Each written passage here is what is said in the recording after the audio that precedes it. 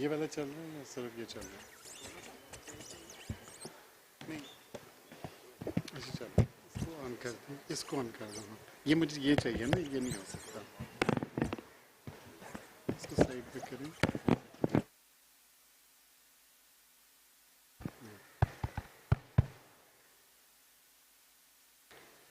Your Excellencies, Mr. Conrad Tribble, U.S. Consul General, Dr. Rudiger Lotz, Consul General for the Federal Republic of Germany, Mr. Alexei Shatatinsky, Consul General of France, respected keynote speakers, Arif Hassan Sahab and Ms. Salma Dibag, respected sponsors, scholars, authors, media representatives, ladies and gentlemen. It gives me the greatest pleasure to welcome you to this 15th iteration of the Karachi Literature Festival. I trust you share with me the excitement at being once again part of the ebullient ferment of words, images, ideas, and concepts that we all experience over the next 2.5 days. This festival is a testament to the power of the written word and the vital role it plays in shaping our lives and our thoughts. Last year is said to have been the hottest year on record. The polar ice caps and the Himalayan glaciers are melting. Deadly floods, droughts, and other catastrophic weather phenomena are multiplying. Our cities are becoming more and more bloated and squalid. Our air is fouled with industrial emissions and killer smog. Even our oceans are filling up with plastic and other waste. Thanks to the unwise and wasteful, unsustainable kind of economic and societal policies of yesterday, our today is becoming a losing struggle against overwhelming odds. We need to change our ways. And that, ladies and gentlemen, brings me to the theme of this year's Karachi Literature Festival: sustainability. According to the UN's Sustainable Development Goals, there are 3 distinct pillars of sustainability: environmental, economic, and social. Environmental sustainability aims to improve human welfare through the protection of natural capital. Economic sustainability aims to improve the standard of living, maintaining high, stable levels of economic growth while improving the quality of life for all. And most vital of all, social sustainability aims to preserve human capital by investing in and creating services that constitute the framework of our society. And what about us here in Pakistan? Where do we stand in terms of social sustainability? We know that our country scores poorly in terms of most social development indices. But there is one particular factor I would like us all to look at: our youth. According to UNDP's National Human Development Survey, Pakistan has the highest proportion of young people. A staggering 64% of the total population of Pakistan is below the age of 30. Pakistan is a young country and will remain that for many years to come. But do we really understand what this means? At the very least, it means that first-time voters will determine election results between now, as we witnessed in the recent elections, until 2048. Let this just sink in. The youth who are right now below the age of 30 will determine the results of elections from now until 2048. That is a reality. To quote Dr. Adil Najam from his essay, Pakistan's Moment of Youth, that while the space the young occupy in Pakistani society is full of possibilities. You know, we all tell people what our youth is our biggest asset. But in their own words, they often describe themselves as crumbling, contested, and constrained on the one hand, and uneven, unfair, and uncertain on the other. To be young in Pakistan is to be highly agitated and very often angry. The discontent among the youth, ladies and gentlemen, is palpable. They express a fervent desire for change on critical issues affecting them, such as affordability of quality education, the escalating unemployment rate among the educated youth, and the lack of adequate health services. Thus, we must ask ourselves, what are we doing to empower and support the youth of Pakistan? And are our efforts truly sustainable? Friends, history has shown us that when the youth are ignored or marginalized, they demand to be heard. Be it the transformative periods of the French and Russian revolutions, or the uprising of the Arab Spring, the youth have sought participation in governance and desired empowerment and representation. Now, with the advent of the digital age and social media, the youth are more empowered than ever before. This generation is very much aware, and their moral fabric is their strength. If we fail to listen to their voices, and if we fail to address their concerns, we can expect a groundswell of unrest and dissatisfaction. To bring about the requisite change is not a simple matter. It requires the acquisition of constantly evolving knowledge. First, for closing the extant gaps that exist in knowledge, and then creatively seeking more knowledge. And seeking more knowledge, first and foremost, requires education.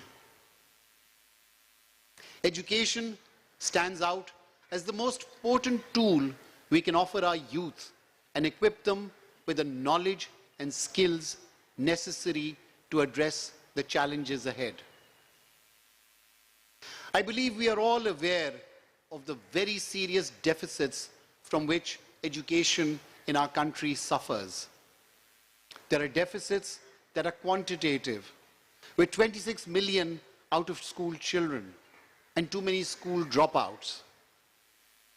But there are deficits that are qualitative, such as our primitive teaching methods and untrained teachers, our over-regulated curricula and substandard textbooks.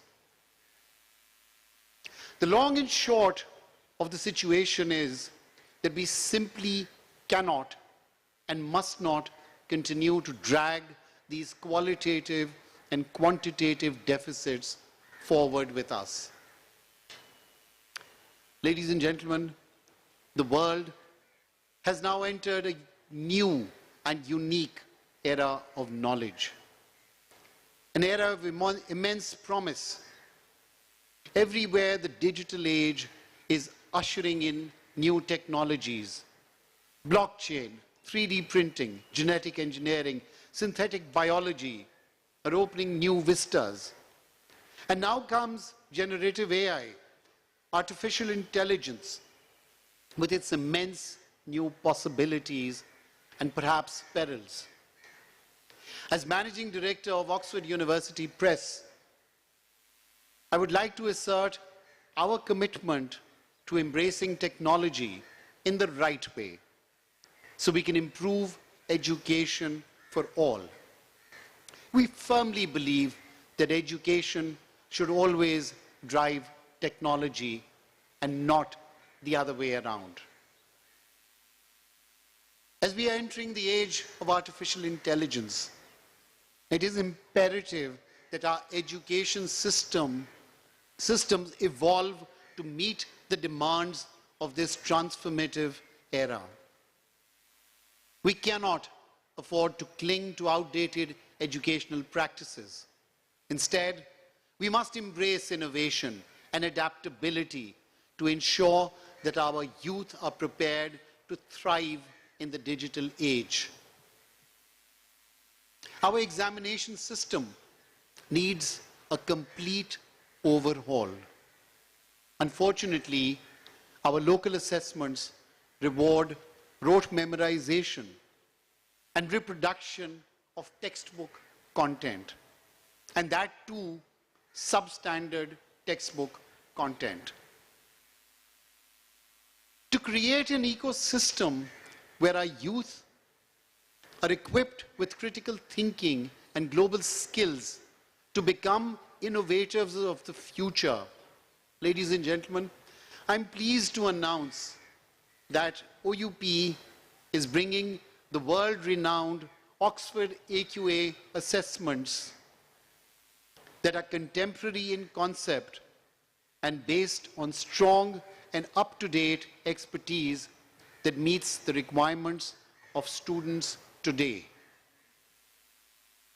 We also need to make world-class educational content available to the youth in Pakistan that is free from regulatory obstacles introduced by the single national curriculum and multiple review boards subjecting textbooks to personal bias of myopic reviewers' guillotine. The institution I head, by its very nature, is deeply involved in the process of educating Pakistan. An event like the literary festival we are inaugurating today, the 15th in the city of Karachi, is part and parcel of that process. By bringing together scholars, intellectuals, artists, writers, entertainers, policy makers to engage in reflection and dialogue over many issues, we are creating living examples of critical thinking to place before the people of Pakistan. By testing and sharpening new and challenging ideas, we are encouraging innovative thinking and evolution of thought leadership. By promoting happy associations, we are sustaining our inherent culture of kindness and hospitality and thereby inculcating well-being. Ladies and gentlemen, behind KLF lies its parentage, its heritage. Oxford University Press is the publishing arm of the renowned University of Oxford. OUP has been moving knowledge and learning forward for 500 years. Our resources help people of all ages and all backgrounds take knowledge further. This unique Oxford heritage is a special distinction of the Karachi Literature Festival. Before I close, I would like to acknowledge our sponsors who have helped make this festival possible, especially Habib Bank Limited, our lead sponsor for their generous support, our co-sponsors, Getz Pharma, Neo Paints, EBM, the British Council, the US Consulate and Lincoln's Corner, the Consulate General of the Federal Republic of Germany, Goethe Institute, Oxford AQA, NBP Funds, UBL Funds, and Tapal Tea. A special thanks to SMS Security and SI Global for continuing to partner with us. A very big thank you to members of the Advisory Committee whose guidance is seminal to this festival. And thank you, everyone, for joining us for the inauguration of the 15th Karachi Literature Festival. Thank you all.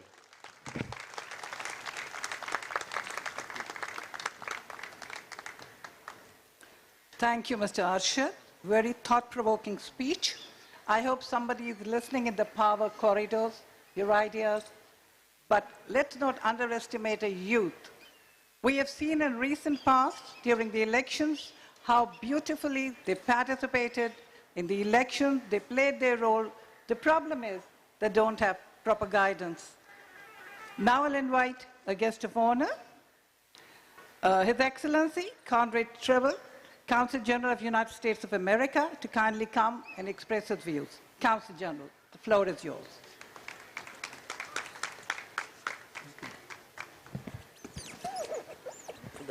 All right, thank you very much, ladies and gentlemen, authors and literary enthusiasts. I'm really honored to be here today. It's the 15th Annual Karachi Literature Festival. We're very proud sponsors in the consulate of this event. I've been a diplomat for a long time. I've spoken at a lot of festivals. I've opened jazz festivals and bluegrass and film, even a few classic car rallies. I've never done a literature festival, and it's a real privilege to get to do it here in Karachi, this fascinating, complex, cosmopolitan city. The range and depth of intellectual endeavor from people I've met in Pakistan that will be on display over the next few days is world-class. It promises to challenge all of us as it needs to. That intellectual depth is very succinctly captured in the theme, sustainability, words changing mindsets. Our focus is on how the written word has transformative power to reshape minds and inspire action towards a more sustainable future. Creating that future will challenge us in every facet of our lives, the environment, our economy, education, and beyond. And how we perceive this challenge will be deeply influenced by the words we read, write, and share, and most importantly, by how those words spur us into action. And that's what literature does. It has the ability to catalyze change, illuminate the path towards a more sustainable future. Now, I am sitting in front of representatives of two of the greatest literary nations in the world, in Germany and France. And I acknowledge that and certainly respect that. But even in the United States, we have strong literary traditions. Literature and poetry have played a pivotal role in strengthening our society and democracy, promoting diverse voices. Everything from Thomas Paine's pamphlet, Common Sense, which ignited the American Revolution and advocated for democratic principles. Mark Twain used satire and wit to critique societal injustices. Walt Whitman's poetry celebrated the diversity and the resilience of the American people. And just thinking about this conference's theme, it was a book that launched the modern environmental movement in the United States. Silent Spring by activist Rachel Carson in 1962. And having just toured the halls and seen several children's bookstores over there, I'm also reminded that it was a children's book, The Lorax by Dr. Seuss in 1971, that gave millions of children their first sense, their first understanding of the need to protect the environment. The Lorax is the one who said, "Unless someone like you cares a whole awful lot, nothing is going to get better. It's not." Literature as a mindset-changing institution is still vibrant today. I can think of Ta-Nehisi Coates highlighting the black experience in the United States, making an argument for reparations, or Celeste Ng's latest novel that highlights the role of poetry in sharing and preserving collective memories. We even have Louise Erdrich, a Native American author, despite her German-sounding name, who features Native American characters and settings. Each of these authors has expanded the collective consciousness of US society, perhaps touched also global society, with new and different voices, perspectives, and experiences. In a word, they have changed mindsets. As I reflect on this and thinking about what we are going to do here at the conference, I'm reminded of the remarkable words of one more American poet, Amanda Gorman, whose stirring poetry captivated the world, if you perhaps remember, during the 2021 US presidential inauguration. For there is always light if we're only brave enough to see it, if we're only brave enough to be it. Her words serve as a beacon of hope and a testament to the transformative power of language. So I mentioned Amanda Gorman, a young poet, a word magician, as a clever segue into what I'm now delighted to do, which is introduce the festival participant sponsored by the US Consulate, who is somewhere out here in the audience, Michael Sorelli. Where are you, Michael? There he is over there. There we are. Okay. He too is a renowned poet, a wordsmith, and the founder of the first ever National Youth Poet Laureate program in the United States. Amanda Gorman was the 2017 National Youth Poet Laureate. He is now bringing the first ever National Youth Poet Laureate program to Pakistan. I encourage you all to attend Michael's sessions tomorrow and Sunday. I know I'm looking forward to hearing the poetry sessions that he is leading with young Karachi poets tomorrow. Michael's presence is just one example of how we here in the U.S. Mission in Pakistan support the role that literature plays in a society. We also do capacity building and build exchange programs and opportunities for Pakistani writers. Recently, one of KLF's own speakers, Safina Danish Elahi, participated in the Iowa Writers Program. I don't know if she's here right now, but if she is, she'll raise her hand. It's a 10-week residency program that brings together authors from all over the world to read and write and translate and talk to each other and study and learn together in a vibrant literary and academic community. And that work doesn't end once they leave the United States. They bring their knowledge and passion back to their home country. And her knowledge and passion from that experience, among many other things, will be on display tomorrow at 3:30 when Safina discusses her newest book, The Idle Stance of the Tippler Pigeon. So many of you will spend the next 72 hours diving in and out of sessions, readings, and other events. While you're here, if I have one last plug, I invite you to visit our pop-up Lincoln Corner right over there. Our Lincoln Corner team, these are American spaces. We can demonstrate to you some of the equipment and resources that we have in our Lincoln Corners around Karachi and around Pakistan that are available free of charge to young people, old people, young people who feel old, and old people who want to feel young again. Every day, 19 Lincoln Corners across Pakistan offer this kind of access, including to many famous American authors. You will find John Steinbeck, Harper Lee, Michelle Obama, and others in the Lincoln Corner. And I hope you take advantage of these resources to expand your own knowledge, maybe think about changing your own mindset, and tell others about the opportunity. In closing, just to say that this festival really offers a unique platform for meaningful discussions on these vital issues to chart a course towards a more sustainable and inclusive world.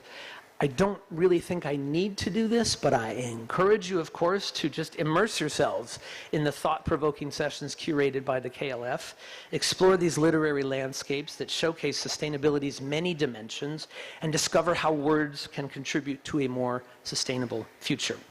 Enjoy the festival. May it inspire us all to greater action, greater contributions to our own communities. Thank you very much.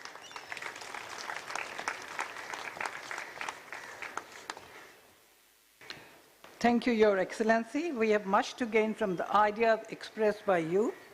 And of course, we are a nation of writers and poets. We have seen Faiz Ahmad Faiz, Faraz, Iqbal. So obviously, our youth looks towards them for guidance, for learning poetry and other things. But thank you so much for your ideas. Now I'll request His Excellency, Dr. Rudiger Lotz, Consul General of Republic of Germany, to kindly come and express his views. Go ahead.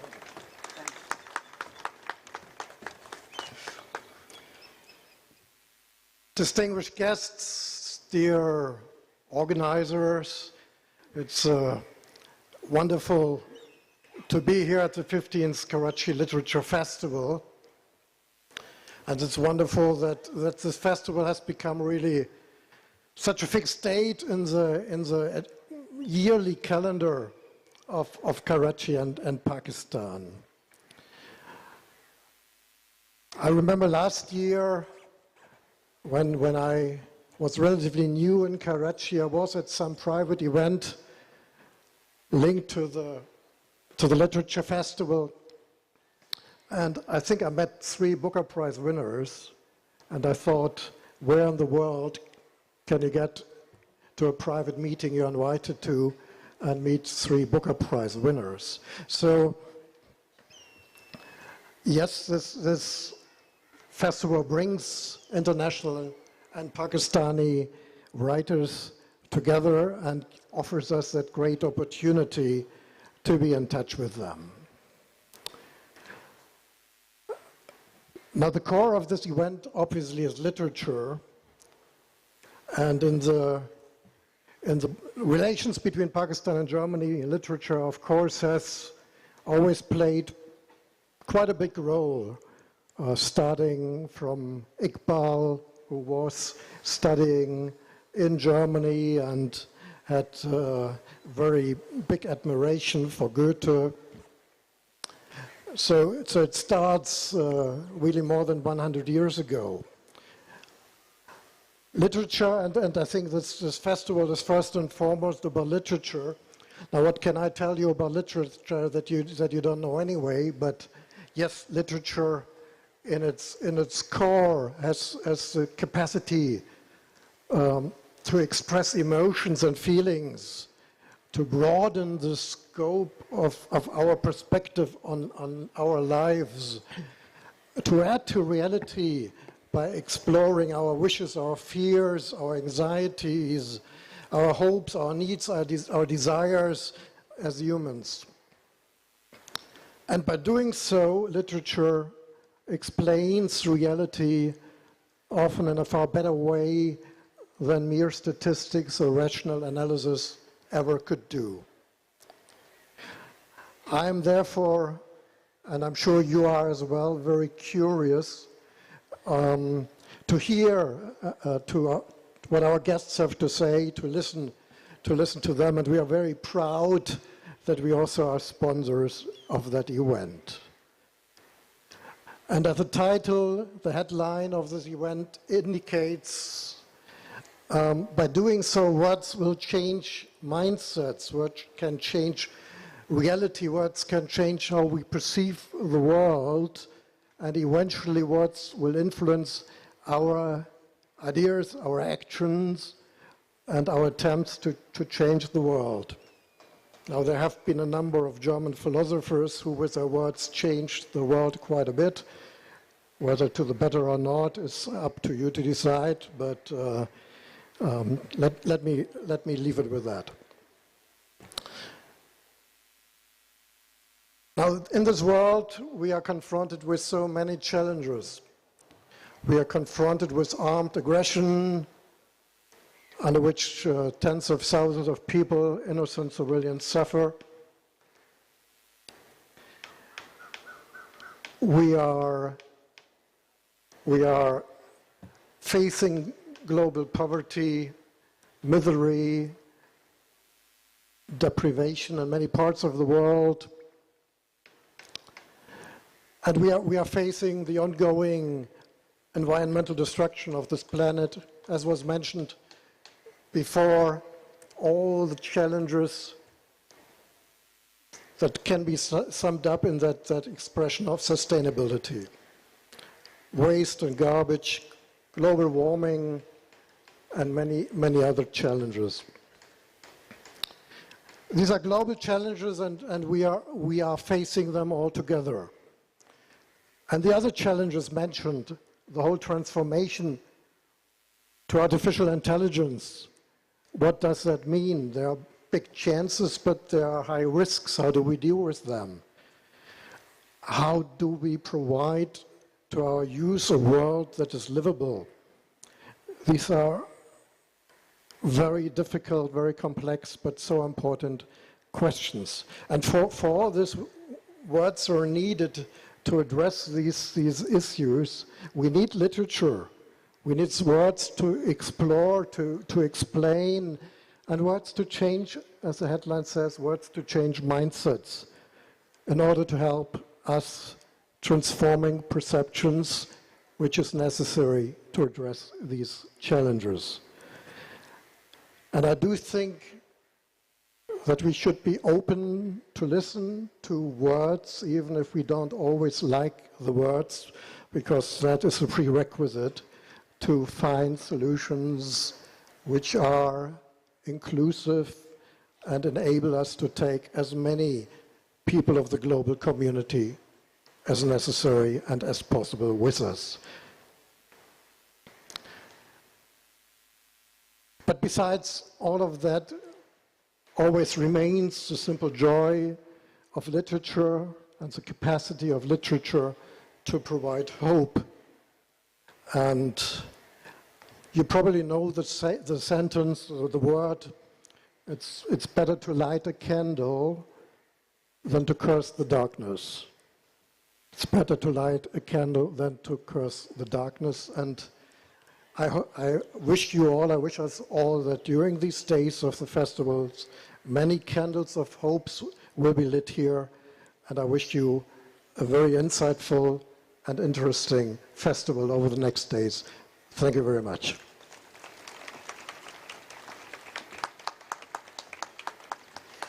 Most insightful speech by Your Excellency. And you rightly pointed out that we should not be burning a candle, but we should be lighting a candle. So I remember the Pakistani poet once said, "Apne hisse ki shamma jalate jao."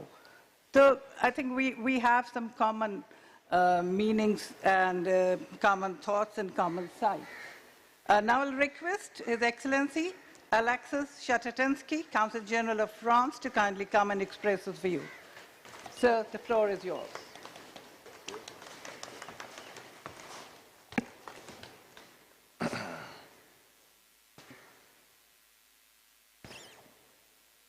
Assalamu alaikum. Dear Arshad Hussain of Oxford University Press, Pakistan, Excellencies, dear colleagues, respected keynote speakers, respected sponsors, scholars, authors, media representatives, ladies and gentlemen. It is a great honor for me as the Consul General of France here in Karachi to address this distinguished audience. It is already my second year here, as I'm living here permanently in Karachi. I've been a regular visitor to Pakistan over the last 40 years or so, but I live here already a year and a half, so it's not my first literary festival, but so I'm old enough here in this city to know, and I know as a fact, that the Karachi Literature Festival is the cultural event, the intellectual event not to be missed in this city. And on a par with the Lahore Literary Festival in Pakistan. Actually, I think the Karachi one is even older. This year, we're going to have a French writer. It's a she, it's a lady, arriving from afar. She hasn't arrived yet, but she's on her way. I know that's for sure, because I talked to her earlier today. She lives in Istanbul, actually. It's a fantastic, very beautiful city. And she will be participating in this Karachi Literary Festival, which makes me, as a representative of France, very proud. She's a fantastic individual, a French national, of course, but we're all of different backgrounds. So her name is Kenizeh Mourad. She happens to be the granddaughter, I think, of one of the last Ottoman sultans, Murad V. But she was born in Paris, so she's in fact a French citizen. And she knows Pakistan quite well, since her father was from the subcontinent. Her father was a Maharaja or Raja from Lucknow. So she's been around, and she has relatives, of course, not just in India, but also in Pakistan. She's visiting, a regular visitor. I'm very glad that she can take part in this literary festival, I think for the first time today. Actually, not today, tomorrow, but I'll come back to that. Kenizeh Mourad de Kotwara, that's her full name, is a former journalist. She used to work with the Nouvel Observateur in France, covering international affairs, including the Middle East, the Iranian Revolution, the war in Lebanon, and many other events, until she turned to literature in 1980s. And she has published many books, which were all bestsellers in my country when they came out.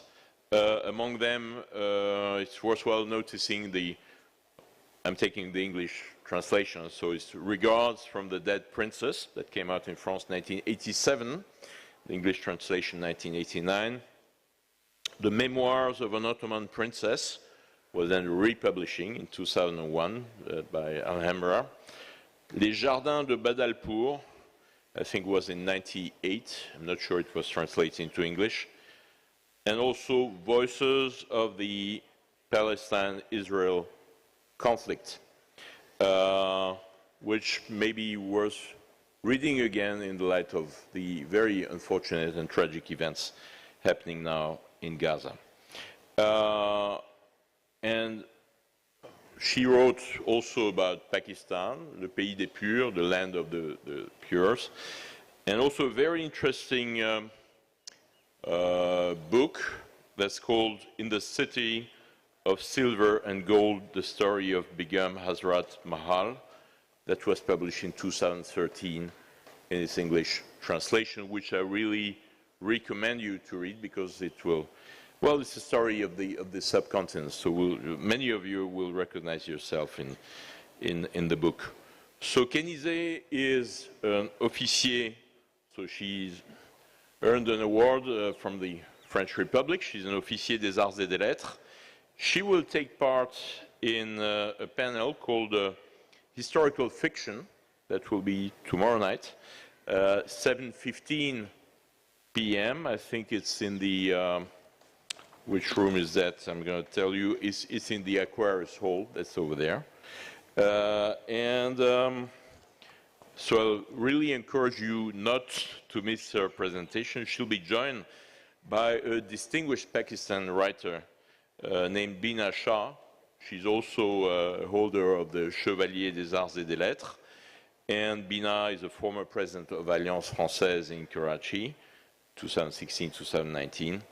So it should be a fascinating conversation. I know both individuals, so I encourage you not to miss it. Saturday, tomorrow, 7:15 p.m., Aquarius Hall.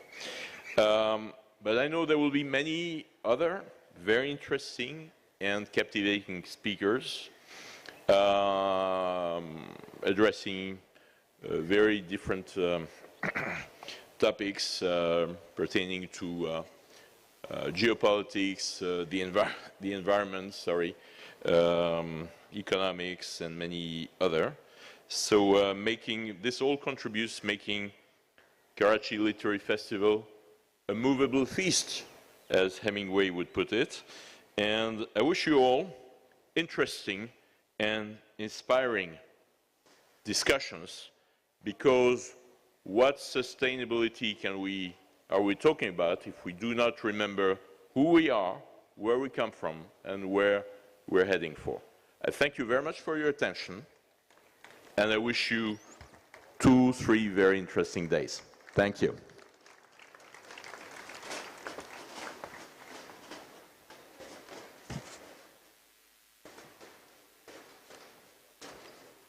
Thank you, Your Excellency, for sharing your views.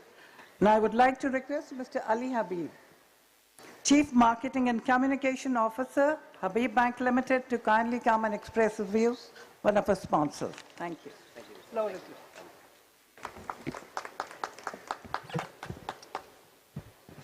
Assalamu alaikum ji, distinguished guests of the 15th Karachi Literature Festival, excellencies, authors, members of the media, nominated authors and judges. It's great to be here this evening. And as we've been saying the 15th Karachi Literature Festival without really pausing on the word 15th. 15 साल एक बहुत लंबा अरसा होता है for any idea to be created from scratch and then to be sustained. We know a lot about great ideas, but how many great ideas persist over 15 years, year upon year? And in a country like Pakistan, which is supposedly renowned for its unpredictability, to have something as consistent as the Karachi Literature Festival, in a city which supposedly is also renowned for its unpredictability, I think speaks a lot about the passion of the people who are behind this idea and the tenacity with which they have pursued it. It's a lot about perseverance. And I think we all need to, at this point in time, give a big round of applause to the organizers of the Karachi Literature Festival over the last 15 years.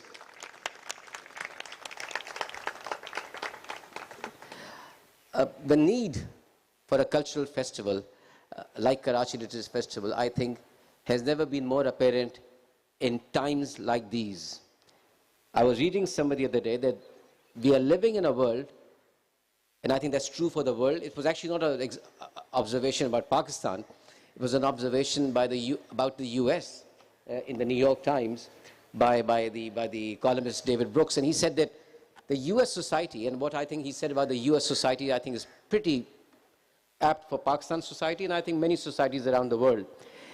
The society that we live in right now is, on one hand, over-politicized, but on the other hand, under-cultured, under-moralized, and under-spiritualized. And I think what a literature festival does is, and the reason this is so, because we are all living in a whirlwind of information. We are bombarded by competitive narratives and ideologies. We do not know what is right for wrong. And through this cacophony of sound and fury, I think what a literature festival does, it brings us close to books. And what do books do? They give us what again someone says, emotional wisdom. They also enrich our perspectives.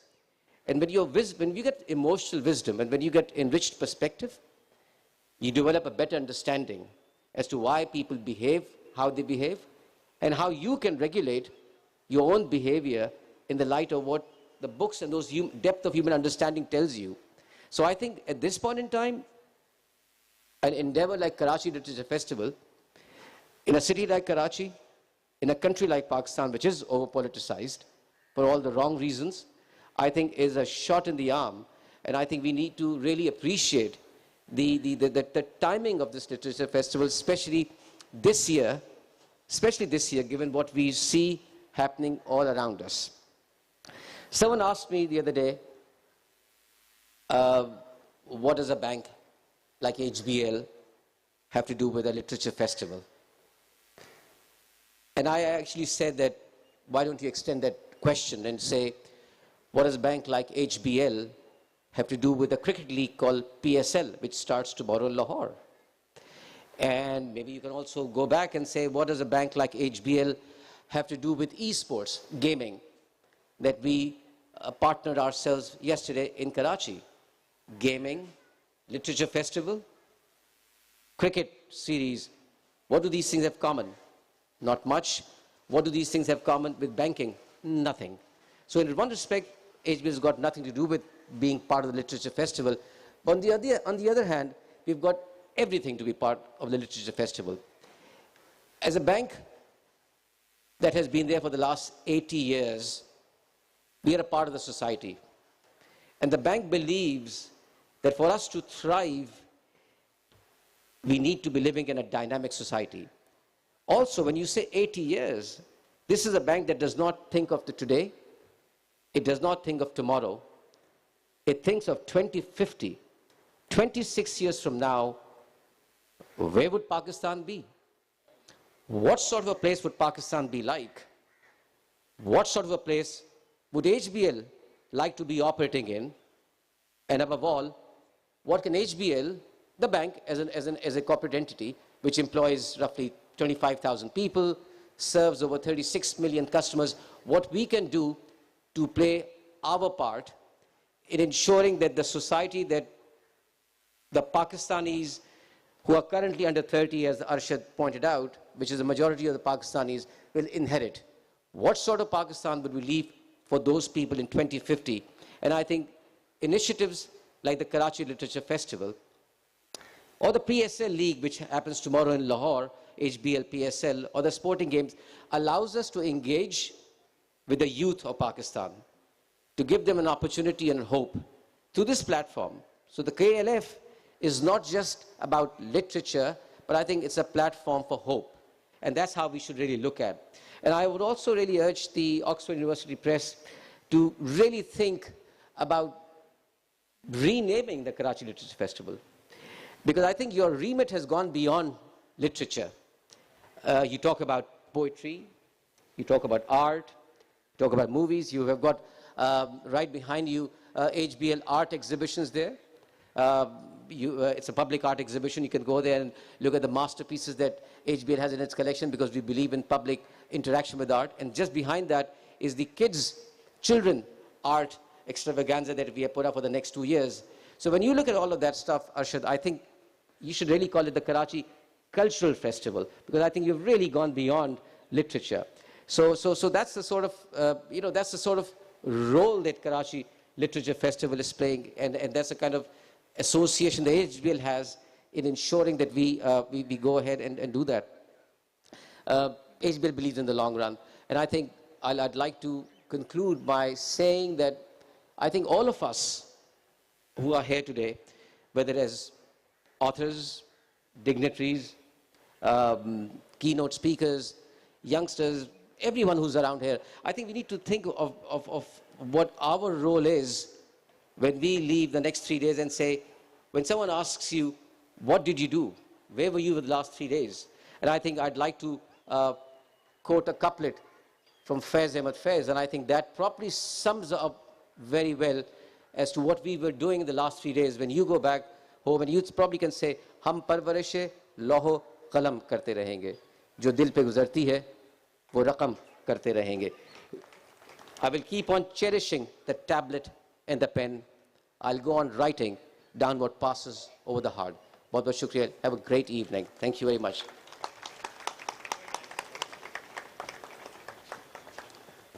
Thank you, Mr. Ali Habib, for your encouragement and support for the Literature Festival, and really a good suggestion. From a literature festival to a cultural festival, it's such a big now on the canvas. So let's hope Arshad Saab will give it a thought. Thank you. And now I'll request, it's a turn of our keynote speakers. I'll request Mr. Arif Hassan, architect, planner, researcher, and writer, who needs no introduction as the benefactor of the city. I will not be wrong if I say to the nation that he is the modern-day Sir Gangaram of the city. So please give him a good hand, a clap. Thank you, sir. The floor is yours. If you allow me, I'll speak from here.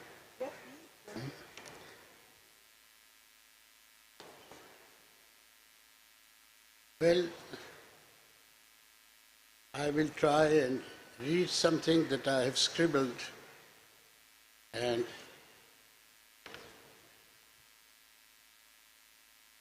Arshad Sahab, Your Excellencies, distinguished guests, I will try and put down thoughts both on words and on sustainability. The theme on sustainability and words is an extremely powerful theme. Sustainability is essential for our world to survive, and the power of words, without which its survival is difficult, if not impossible. Words, however, it has to be realized, is a double-edged sword. They can be used for the good of the planet and its inhabitants. They can also be used to promote genocide and ethnic violence, as we are experiencing it in our world today. Words are even more important due to the existence of social media, artificial intelligence, and emerging new technologies which can distort the meaning of the words,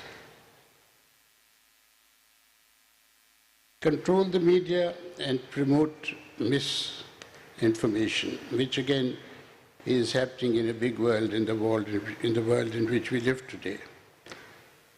Yet festivals like KLF and lectures and books can also produce a new world of hope, scientific knowledge, and discourse of new ideas and structures of thinking for the betterment of mankind and for love and understanding. Because they have the concept of sustainability, and this cannot be done, and this is very important, done without the promotion of young people, young ideas, young expression, young poetry, young writing. If I go back, I began my architectural practice more than 50 years ago. At that time, many words commonly used today simply did not exist. And many institutions that you mentioned today also did not exist. At that time, there was no concept of community organizations, of NGOs, and of civil society. And sometimes I wish these concepts had never come, but that's another story. And these are powerful entities today that I have mentioned. They emerged after the structural adjustment program that was imposed on us by the powers that be that control the economy of the world, and they did us no favor. Sustainability did not exist either at that time, although it was built into report writing as repercussions of projects and policy. But then Gro Harlem Brundtland, a Norwegian Prime Minister, wrote the book called Our Common Future. This was in 1983. And his words became a subject of considerable controversy, debate, and global academia and workshops and conferences picked up this theme. She argued that at the rate at which we were consuming natural resources, we would have no resources left to consume, and civilization, as we know it, would die. And so would, in the long run, our planet. It took a long time for a thesis to be taken seriously. Finally, in 1987, the United Nations picked up her ideas and built programs, debates, discussions around it. So, a lot of new words and concepts emerged, such as, and sustainability was one of them. Climate change was another. Green economy was another. Umbrella species was yet another. and everything, and above everything came the concept of well-being. Because well-being became a part and parcel of UN programs and research. Without Mrs. Brunton's words, this would never have happened. Well-being itself was a new concept, which included physical, social, and economic happiness. Long way to go for that. I have been teaching for a long time, since 1978. And when we teach the social and physical sciences, we define sustainability as the ability to develop and exist without overtly depleting natural resources for the future generation. I think a better definition would be that sustainability is meeting the needs of the present without compromising the ability of the future generations to meet their own needs. For this to be workable, we would need to always have more than we need at any given time. We would naturally have to cut down on our consumption, and that is not an easy thing to do, as the world economy is built around a capitalist model of production and consumption, which go hand in hand, and with neoliberalism, national boundaries no longer matter in this process. I think this is important. Let me take an example. How big nexus in the economic world control our lives. We talk frequently today about the depletion of the ozone layer.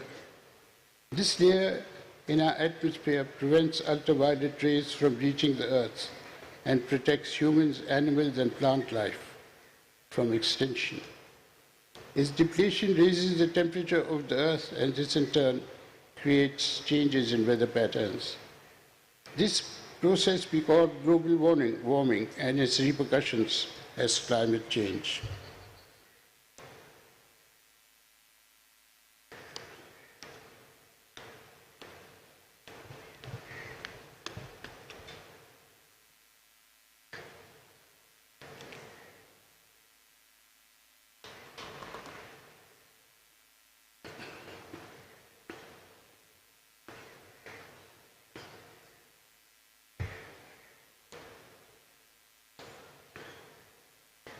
The ozone layer is depleted as a result of carbon monoxide and related gases, which are produced by human activity, such as automobiles, air conditioners, aircrafts, generation of energy itself. It's a long list. And for most of this, we use fossil fuels, which we are rapidly running out of.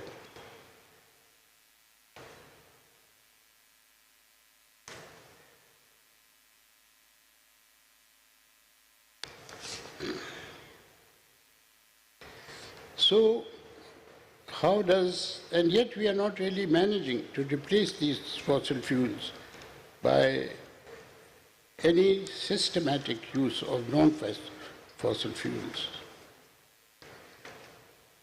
Now, one of the major consumption of fossil fuels is automobiles, and a strong nexus of petroleum, automobile, and banking, which is a global association of these three very powerful entities, prevents us from really cutting down on fossil fuels. And let me give you some examples. In 2018, Karachi registered 903 vehicles per day. Bombay at that time, Delhi, registered 1440 vehicles per day. Bangkok registered 1,750 vehicles per day. About 92% of these ran on fossil fuels. Most of these vehicles were purchased through bank loans. And the oil lobby is a major beneficiary of this, and so is the road lobby a beneficiary of this. So this nexus of very powerful entities determines the future of your planet unless you can somehow or the other negotiate an alternative arrangement with them. Raising the importance of sustainability for the planet, the United Nations has put together a list of 17 sustainable goals that countries have to comply with until 2030. I have been a member and a co-chair of the Union of International Architects work on sustainability for the health system. And I can tell you that of these 17 goals, almost each one of them requires justice and equity for compliance. If you don't have justice and equity, the compliance cannot be there along with education and health. And all this is available more in the developed countries and less in the developing ones. And we are a developing country, not a development one. There are two ways to approach the issue for the purpose of this talk. One is to look at the larger global repercussions of unplanned and excessive use of resources. The other is to rely on this method has to rely on scientific research and long-term repercussions. The second way is to identify what societies, communities can do to prevent the damage that projects can cause and how that damage can be dealt with at the local level. This is something that all of you can do. It does not require any research into scientific research. If harmful processes and projects are continued, we will most likely run out of fossil fuels. A huge number of animal species will become extinct, and the atmosphere will be irreparably damaged. There are a number of local issues that Karachiites face, which they can fight against or for by understanding these issues. One is flooding, which, because of extensive land reclamation, the level of the outfalls to the sea at high tide in the monsoon season are higher than the level of the ocean.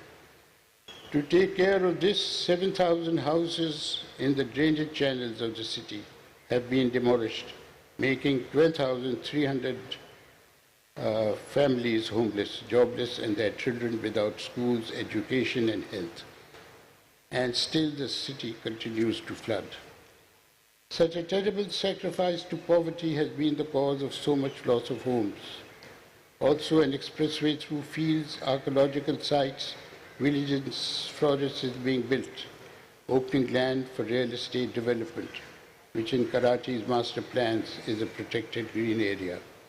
In addition, recent developments have taken place in Karachi, where land which was used by children of all ages for playing cricket and football has been taken, and for the older generation to feed birds has been taken over for real estate development as well. So the children now play on the streets and the police harasses them. There was a Chief Justice of the Supreme Court of Pakistan who ordered the removal of 9,000 hawkers from the pavements of the city, resulting in the loss of 5 crore rupees per day to them and the economy that serves them, leading to poverty and homelessness. The government of Sindh is developing power through the use of coal, which will leave thousands of acres of land barren for the future and will result in producing polluted air. I can go on, the list is endless. How do you deal with this? I don't think you can deal with this technically.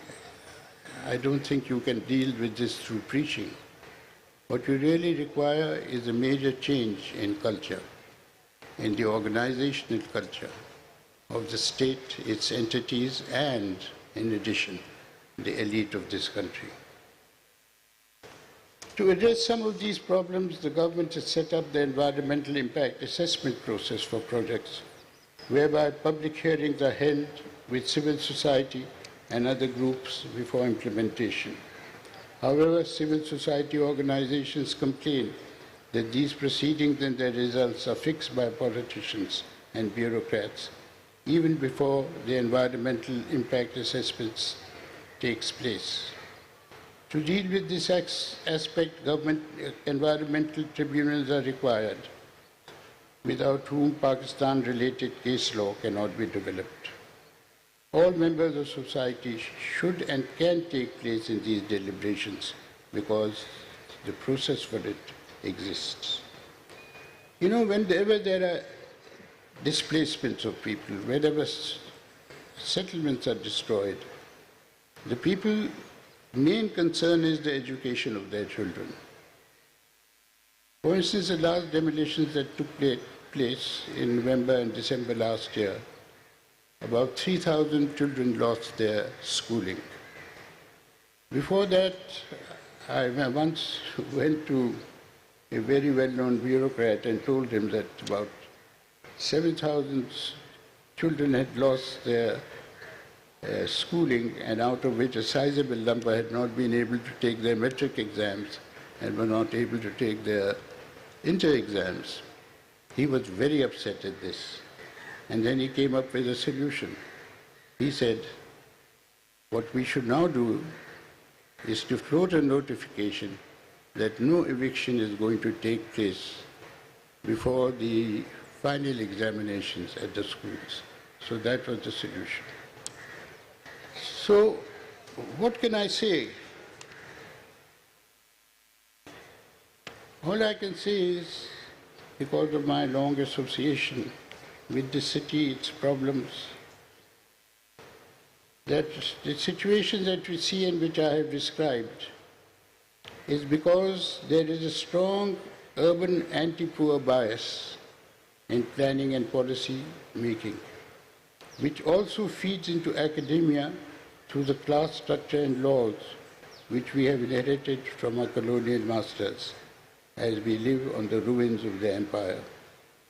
Words are required to express this, without which reform and accommodation of change, which is enormous, social change has taken place. Accommodation of change is not possible. Thank you very much.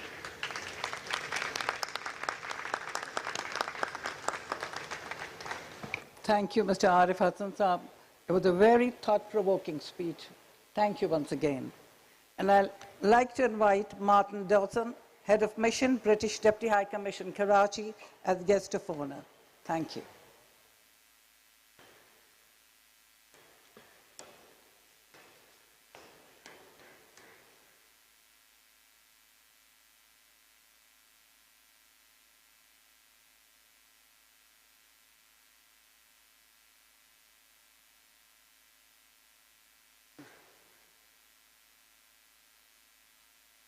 Shall I ask Salma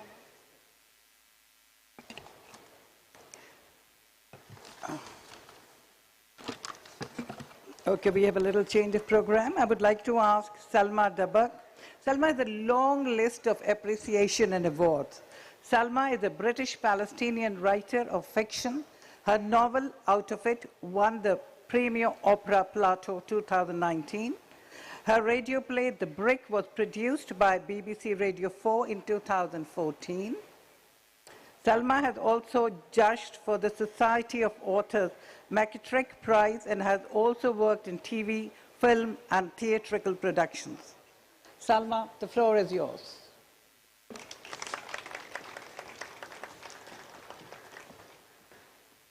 Hello, everyone.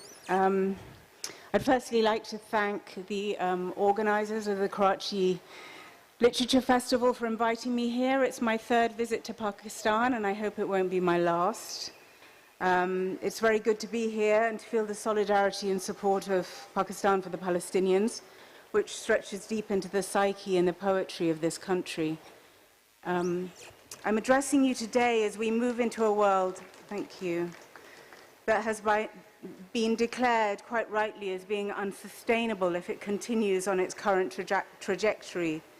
I will try to persuade you and myself through the process of writing and the use of words that mindsets can be changed and another world is possible. It is no small task. I'm a woman in a country that is not my own. I'm a British Palestinian whose heritage straddles both quite absolutely the colonial and the anti-colonial. My English grandfather was in the British Marines. My other grandfather was actively resisted the British in Palestine and was repeatedly imprisoned by them.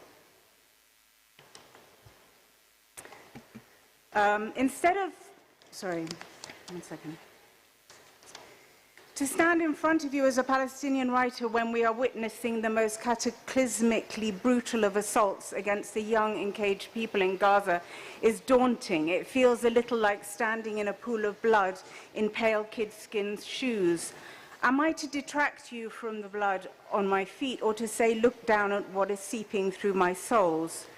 I was asked recently whether at times like this there is no time for literary sensibilities, in the way that Adorno declared after Auschwitz that there was no longer any time for poetry. There is no fitting response to what is going on other than with every means possible we have to call for a ceasefire now. I am not alone in feeling that the months since October have indelibly marked my emotional and intellectual framework. I have become extremely intolerant of those who have remained silent, but it feels ingracious to indulge in the luxury of venting my anger when many of those trapped now in Rafah, with the Israeli army lining up their tanks against them, are giving, when the opportunity arises, the most humane, measured, and dignified accounts of their situation to the media, despite their fears, despite their losses, and despite their hunger. Instead of talking about words, I could have just, of course, just read you a list of numbers. Numbers, statistics have limitations, but let's just try some. So 3 is the equivalent number of atomic bombs to the amount of explosives that have been dropped on Gaza in recent months. 3 is the number of years that it would take to remove the 800,000 metric tons of debris that have been created by bombing to date. 12 is the number of universities in Gaza that have been bombed and destroyed. That's all of them. 13 is the number of Palestinian libraries destroyed, including ancient manuscripts. 14, and we've been talking about what a young population it is here in Pakistan, 14 is, or younger, is 40% of the population of Gaza. 17 is the number of years Gaza has been under siege by land, sea, or air, and 28 is the number of kilograms of explosives per capita of the population that has been dropped on Gaza. 32, the number of attacked hospitals. 75, the number of years since the Nakba, which expelled my father and his family and 750 others. And 28,000, the number of Palestinians killed. I can read these numbers, but beside the fact that you can access them in the papers or online, these numbers swell into larger figures every day. These are also not figures that should be viewed in isolation, but as the writer Nikki Kaduri noted in a recent piece, a list of rapid-fire statistics using the comma or the breath or the pause to separate them fails to convey the level of individual pain that is being suffered at present. He writes, the Palestinian that is trapped underneath the rubble is also the Palestinian that is injured. It is also the Palestinian who is dying of hunger and thirst. It is also, I would add, the Palestinian who has lost family members, colleagues, friends, the Palestinians who cannot find a hospital to treat their wounds, cannot continue their education, or recover possessions or bodies from the rubble. A number alone given for buildings or debris cannot convey the richness of the Byzantine mosaics destroyed, or the Umayyad mosques, or one of the oldest, the third oldest church in the world, let alone the connection of individuals to their photograph albums and their letters. The pain that these numbers encapsulate is at risk of becoming more evasive the longer that there is no ceasefire, the more the world acclimatizes to the systematic cruelty of the Israeli government, its war cabinet, its army, and regrettably, deplorably, its media, artists, and intellectual class, who, according to the opinion polls, there are few in Israel who have remained as exceptional exceptions speaking out. And to those who have done so in Israel, I really salute them. It is not an easy place to be. I would personally rather speak about words than numbers. I have a really bad memory for numbers. But for me, images created by words and emotive narratives can be sustained within me forever. Numbers can create a basic impression, a sense of the quantum, of extent, of gravity, but they cannot, for example, convey the interiority of a character, its rational and emotional composition, in the way that words can.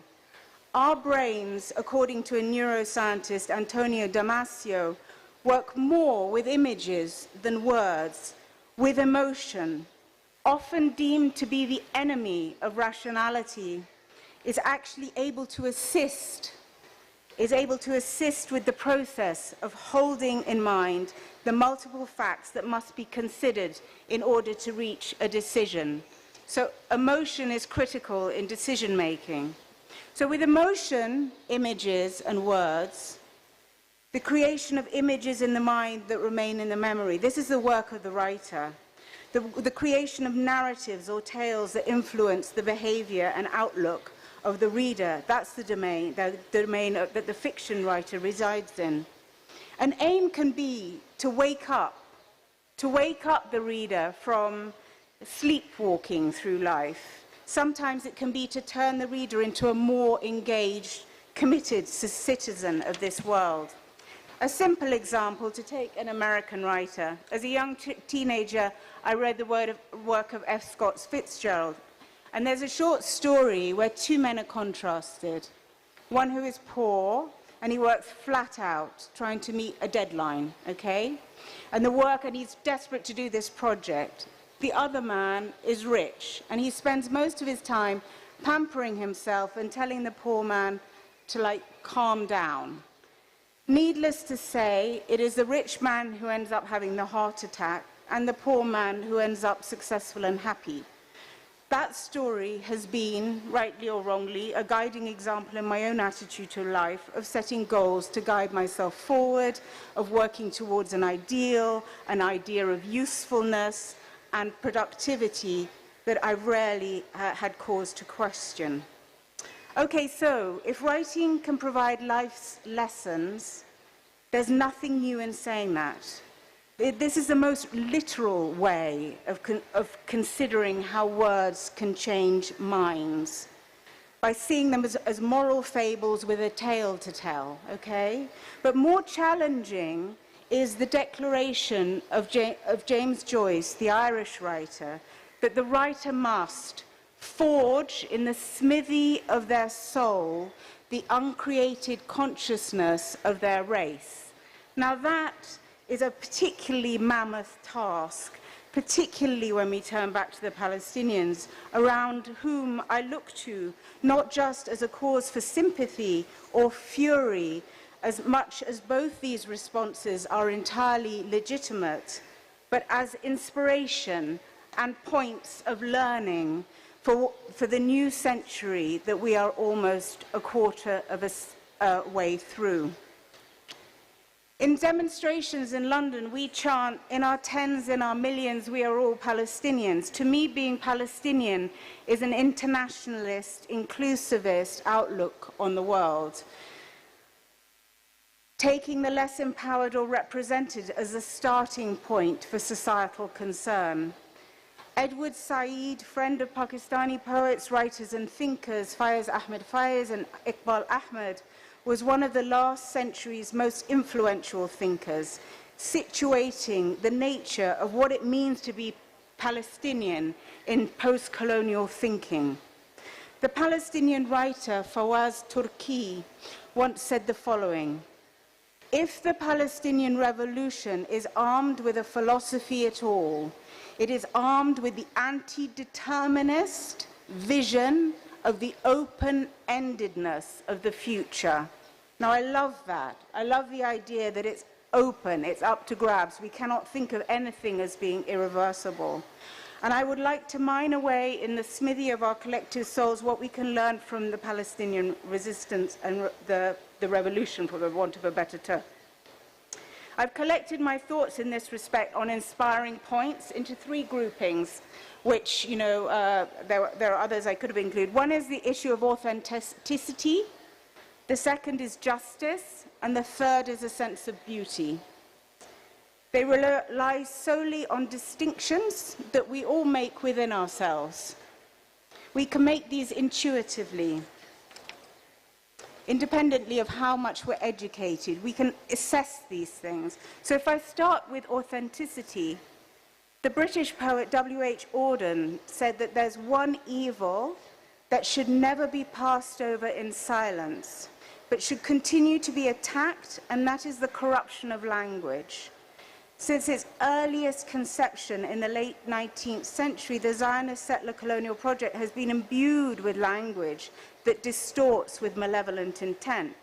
One example is to refer to the land of Palestine as being an empty land, which when it knew that it was densely populated. Saying it was empty was to persuade the powers, financial, military, ideological, that people of different value systems or skin colors did not count. The duplicity of language revealed malevolency of intention as well. It's not empty yet, but it will be. We will make it empty, was the thing that they were trying to say. It won't matter because they are just Arabs. Since October the 7th, a host of words are at risk of being voided or hollowed of their meaning when used by the Israeli government.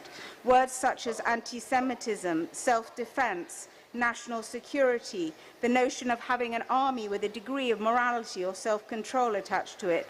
Democracy, as a supposed beacon of liberation, is now associated with one of the bloodiest military onslaughts of decades. Palestinians in the main have had no need for false claims, and their voices, many highly qualified, multilingual, calm and precise, present the truth on the ground. They do not casually adopt the language of murder, hate speech, racism or anti-Semitism. They call for a ceasefire, for justice and international law. The younger generations who steer away from the editorially controlled main media channels in the West increasingly turn to social media, and I have been told that 70% of TikTok content watched and circulated on the so-called conflict is to watch these Palestinian commentators. We all have what Ernest Hemingway, another American writer, referred to as a shit detector. He used that term in reference to being able to identify when his writing worked or didn't work. But it is being used now in terms of our ways of looking at the media, of listening to the authenticity of speeches being made and the value of their language, because there are choices now. And it is at this point of authenticity that the role of the poet and the writer is most critical. It is what makes the profession's language so threatening to the monolithic propaganda of military might, because it conveys images that remain. The images collate collective emotion around them. They galvanize. They build solidarity. They work when corrupted language does nothing but putrefy the mouths of its speakers.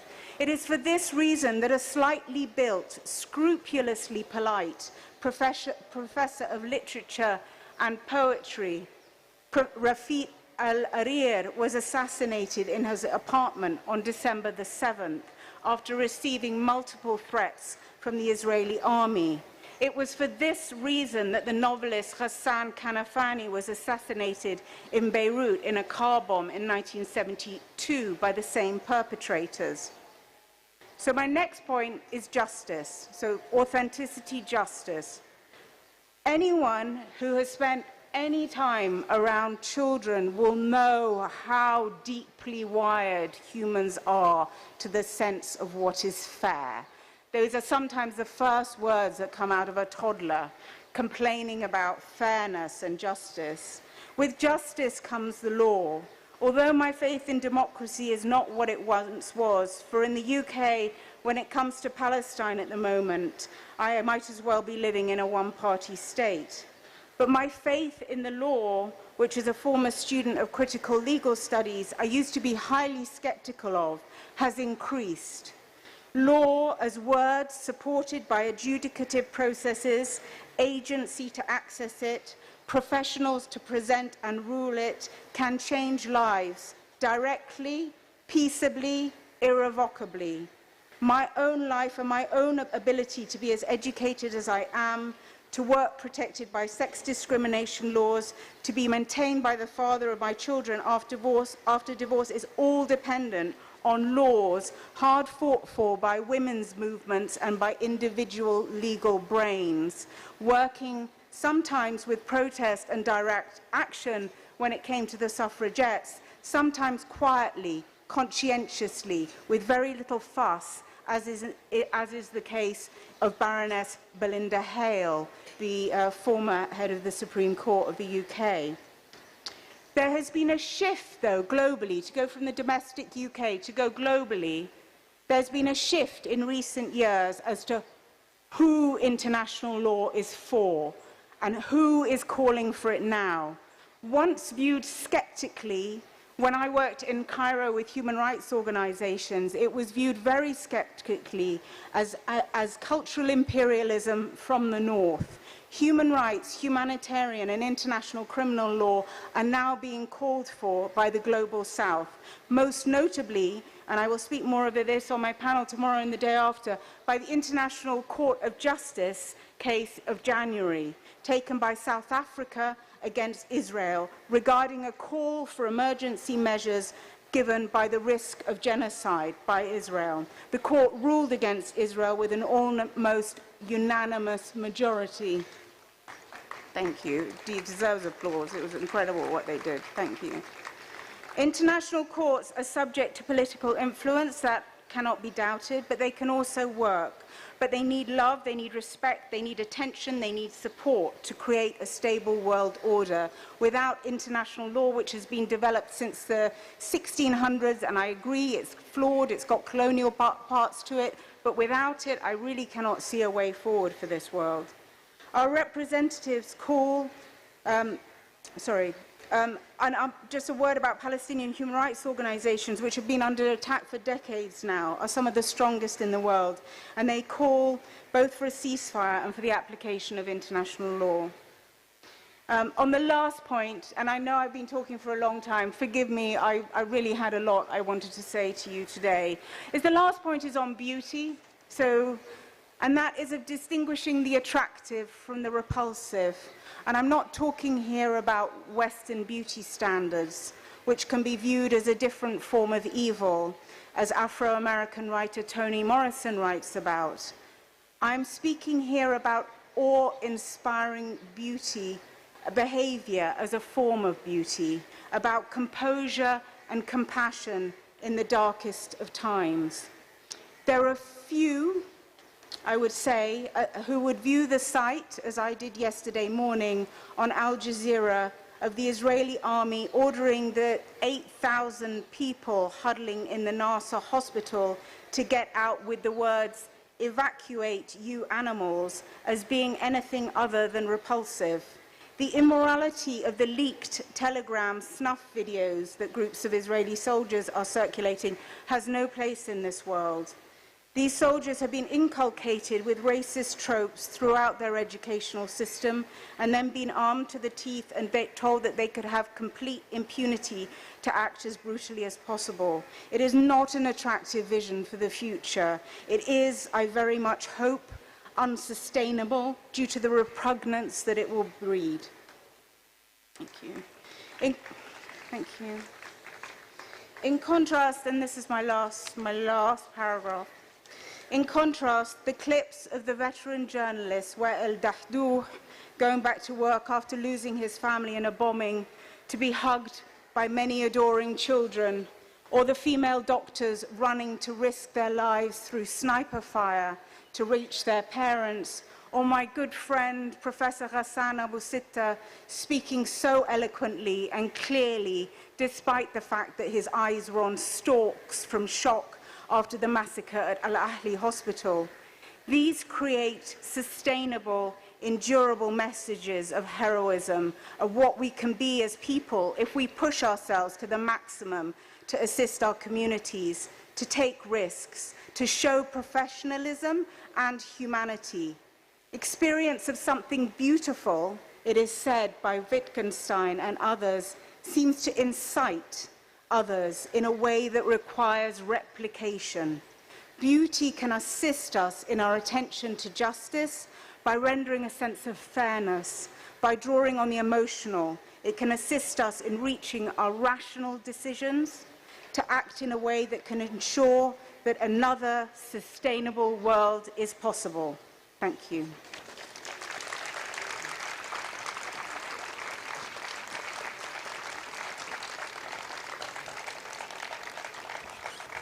Thank you, Salma. Some of us are wiping the tears in the audience. Some of us can't speak the misery and the tragedy that you have just described. Thank you for enlightening us about the tragedy, what's going on. I remember a discussion we used to do in the student life. United Nations is more interested in human rights than human beings. That's a question to be answered today by the United Nations and the nation itself. Thank you once again. And now the turn is awards. G. बहुत लोगों को awards मिले हैं, best writers के, bestest के. I'll request Rahila to kindly come on the stage and facilitate some of the awards here, and I'll invite the recipients. Amani se.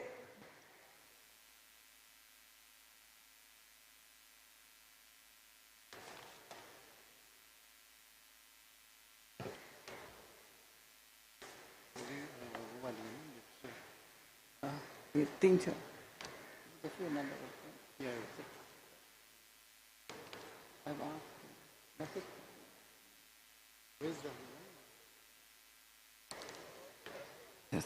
All you have to do is to wait a minute.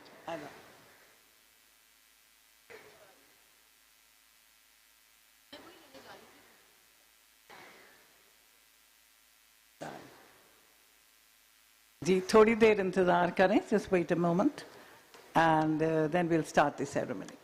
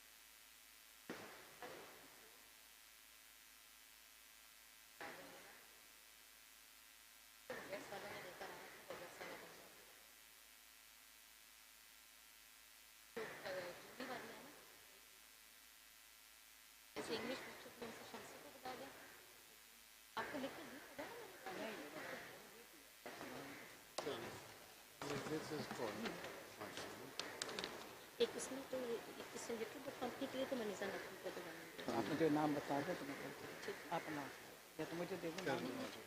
किसको किसको बुलाना? सबसे पहले ये बुलाएं ना fiction के लिए। ठीक है मैं बुलाती हूँ। तो इसमें मिसेस शम्सी आएंगी इसके लिए और मिसेस मनीषा शम्सी। अच्छा कि ब्लैंक लिफाफे में देखो उसके अंदर कुछ नहीं है बस। उर्दू प्रोस के लिए इसके नासरा। हाँ उर्दू प्रोस नासरा है और अमरीन हसीब और पोइट्री बस ऐसे पकड़ा देंगे। वो आएंगे नेक्स्ट वाला पता नहीं लगता कहाँ उर्दू प्रोस के लिए नासरा। आप उसको आवाज़ अनाउंस करिए कि प्लीज़ अराउंड हेयर जो गेट्स फार्मा का है ना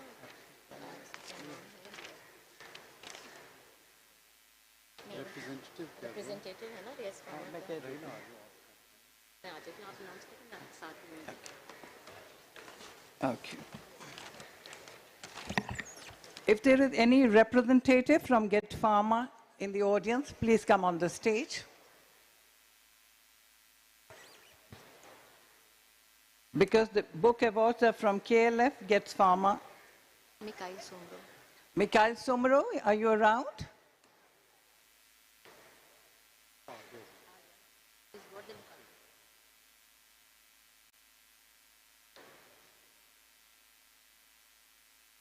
बड़ी देर कर दी मेहरबान आते आते आइए जी please Okay. So, Mrs. Maniza, Okay. Mrs. Moniza Shamsi, are you in the audience? Please come up on the stage.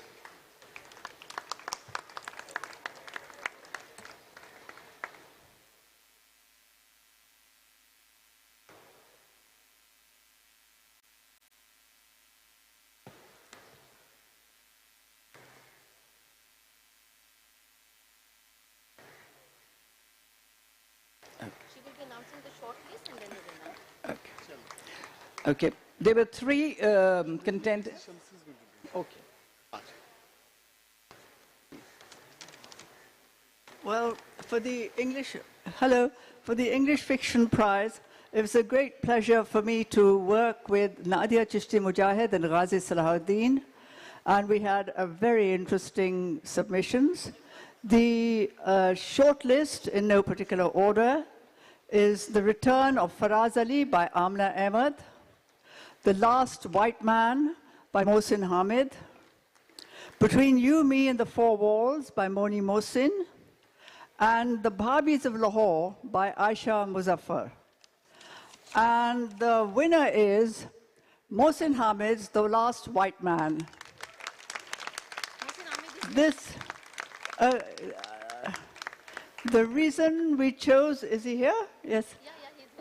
The reason why we chose this clever and intricate novel is the exploration of race, class, color, and ethnicity in a nameless Western city with a white population where people suddenly find themselves turning brown.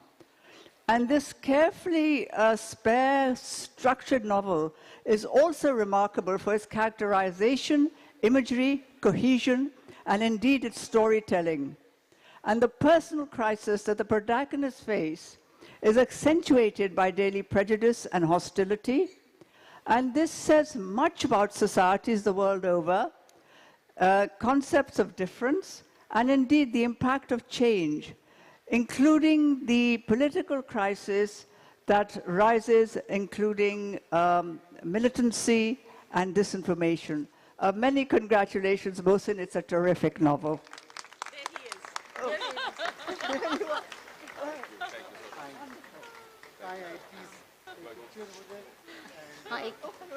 Why don't you all have a picture with Mohsin?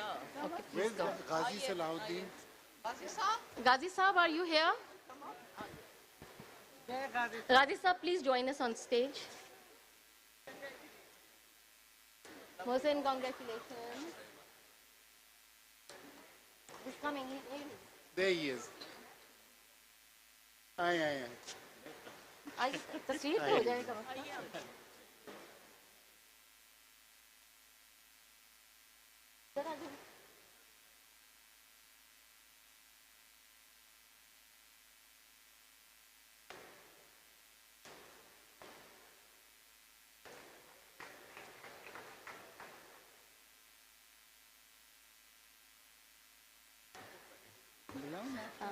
Congratulations, Mohsin, and may I request you to say a few words and share your thoughts with the guests?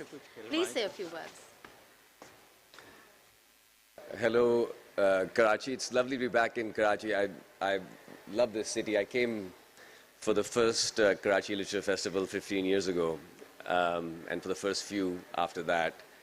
And I've always had an enormous passion for this city and for this festival. It was the first literary festival in Pakistan I ever attended.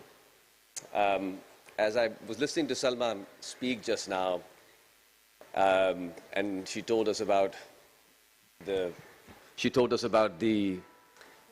tragedies and horrors that are being experienced in Gaza and all of occupied Palestine. But But I think many of us can also sense that there's something that's being born, that an old way is dying, and something new is coming into existence. The novel that I wrote called The Last White Man is about people discovering that they are no longer white. And in fact, that perhaps they made up being white in the first place. But the issue being raised, I think, right now is that we are discovering that human beings are once again asserting that they are human beings. And a system that has been in place that's convinced us, a system that has come forth from colonial times and continues to exist today, that has used words like democracy and equality and etc., while engaged in mass incarceration and horrible violence and despicable dispossession. We are beginning to see that for what it is. And it turns out that the emperor has no clothes and the world can see it. So although we are talking about horrors, and I think all of us have been affected by what we've seen since October 7th, I hope that what we are also seeing is a birth of a world where the vast majority of the human population can recognize this horrific sham for what it is and begin to aspire to an earth and a human existence where people are treated as humans and where this nonsense and false characterization of who is the aggressor and who is wronged can begin to come to an end. I'll leave it there, but thank you very much for the award and good to see you all. Thanks.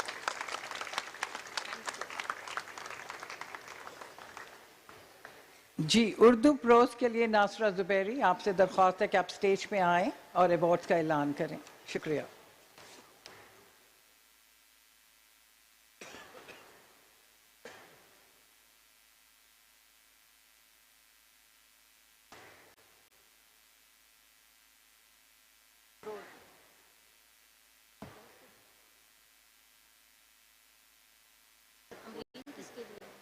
वो pros के लिए होंगे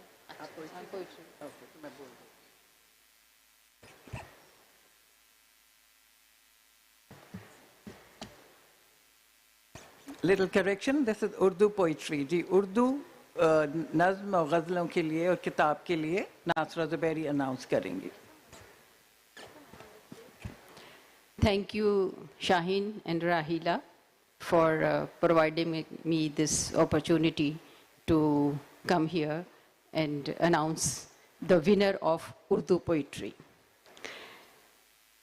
Since the category is Urdu poetry, so I switched to Urdu.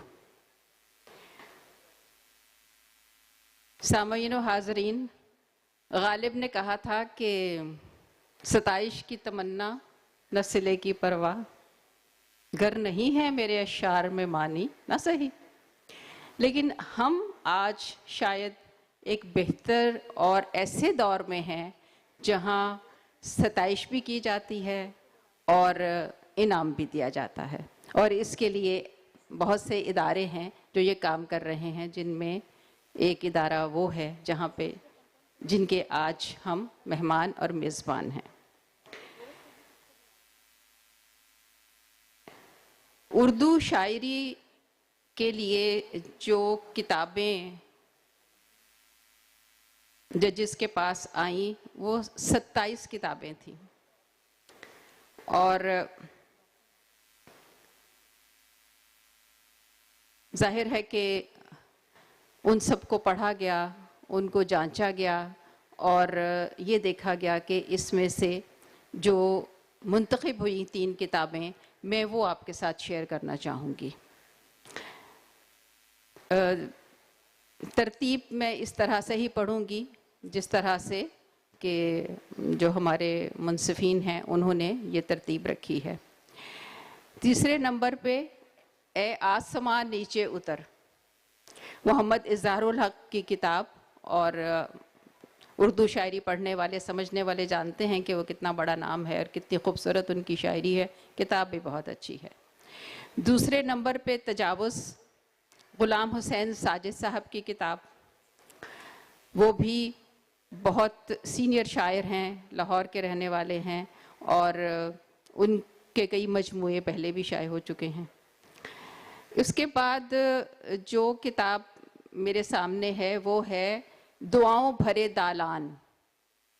Hammad Niazi की किताब है, इनका ताल्लुक़ भी लाहौर से है और ये इनका पहला मजमुआ है।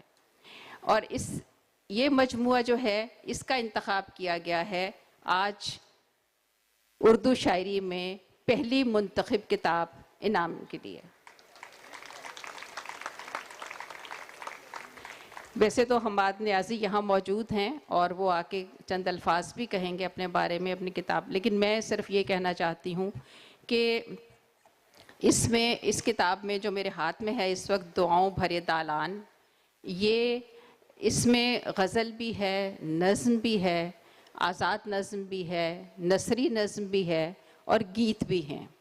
और मेरे ख़्याल में ये जो एक वर्सिटिलिटी है और जिस तरह से इन्होंने एक नॉस्टैल्जिक फीलिंग्स को और अपनी धरती के साथ अपनी जो एक अटैचमेंट है उसको लेके और बाकी जो शायरी के लवाज़मात होते हैं उसको इन्होंने पूरा किया है, तो उस हिसाब से जो जजों की अक्सरियत है उनका फ़ैसला ये था कि ये किताब जो है ये पहले नंबर पे है। वैसे तो तीनों ही किताबें बहुत अच्छी और पढ़ने के काबिल हैं, तो मैं उनको मुबारकबाद देती हूँ हम्माद नियाज़ी को, और मैं चाहूँगी कि वो आगे ख़ुद अपने बारे में चंद अल्फाज कहें।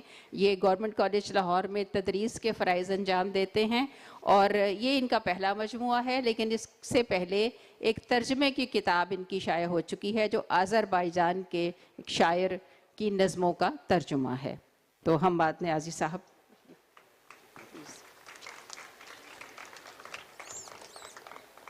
बहुत शुक्रिया। मेरे लिए ज़िंदगी में बहुत सारे मौक़े ऐसे आते हैं कि जहाँ पर आपके पास बोलने के लिए अल्फाज कम पड़ जाते हैं। मुझे आज भी अपने मरहूम वालिद की खुशबू अपने आसपास ही महसूस हो रही है। मेरी ये किताब, मेरा हर लफ्ज़, मेरी हर सत्र, हर मिसरा उनकी मोहब्बत से भरा हुआ है और मैं इस कामयाबी को अपने वालिद साहब को ही डेडिकेट करूँगा। मोहम्मद अकबर ख़ान नियाज़ी मेरे वालिद थे और मैंने जो कुछ भी सीखा है उसकी इब्तदा उन्हीं से हुई और इंतहा भी उसी पर ही होगी। यहाँ पर मेरे लिए खुशकिस्मती की बात यह है कि मेरे बहुत सारे सीनियर्स यहाँ पे मौजूद हैं। इफ्तिखार आरिफ साहब बैठे हैं, किश्वर आपा बैठी हैं, अफजाल अहमद सैयद साहब मौजूद हैं, अनवर सन राय हैं। इनकी मौजूदगी में यह अवार्ड वसूल करना मेरे लिए और ज़्यादा खुशनसीबी का बायस है। मैं कुछ ज़्यादा बोल नहीं पाऊँगा। बहुत शुक्रिया।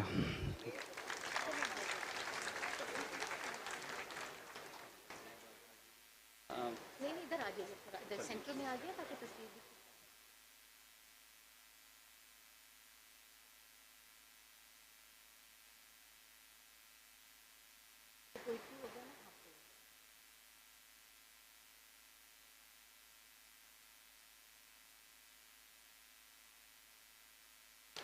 Thank you ji.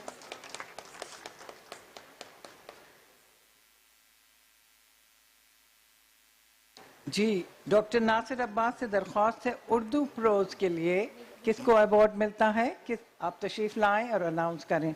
Doctor Nasir Abbas.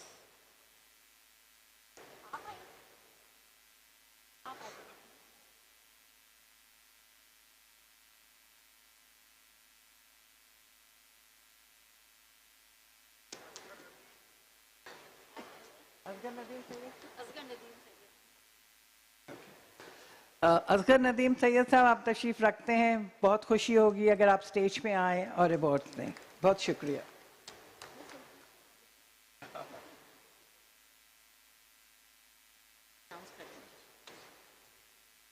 बहुत शुक्रिया ऑक्सफोर्ड यूनिवर्सिटी प्रेस। ये उर्दू प्रोज का अवार्ड है और इसमें बहुत अहम मौज़ूआत पर अच्छी किताबें तख्लीकी सतह की मौजूद थीं।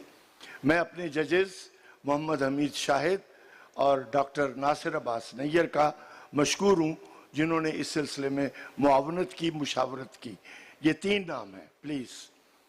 गरूब शहर का वक्त, ये एक नावल है, उसामा सदीक इसके मुसन्निफ हैं। दूसरी किताब इश्क नामा शाह हुसैन, ये किताब तहकीक भी है और इंटरप्रिटेशन भी है और बहुत सारा और काम इसमें मौजूद है जिसका ताल्लुक तसव्वुफ, मलामत, संगीत और शायरी से है। इसके मुसन्निफ हैं फर्रुख यार। और तीसरी किताब, ये एक नावल है हड़प्पा, ताहिरा इकबाल ने इसे लिखा। ये हड़प्पा तहजीब पे बेस करता है। बड़ी दिक्कत इसमें हमें महसूस हुई, लेकिन एक किताब ने आउटस्टैंड किया कई पहलुओं से, क्योंकि तारीख में उससे पहले इस तरह का काम मौजूद नहीं। क्लासिकल शाह हुसैन की शायरी और उससे वाबस्ता जो मिथ है उसको उन्होंने रिविजिट किया फर्रुख यार ने। तो इस किताब को अवार्ड जाता है इश्क नामा शाह हुसैन। बहुत शुक्रिया। इनको लेने के लिए, अवार्ड लेने के लिए कौन आएंगे? कोई नहीं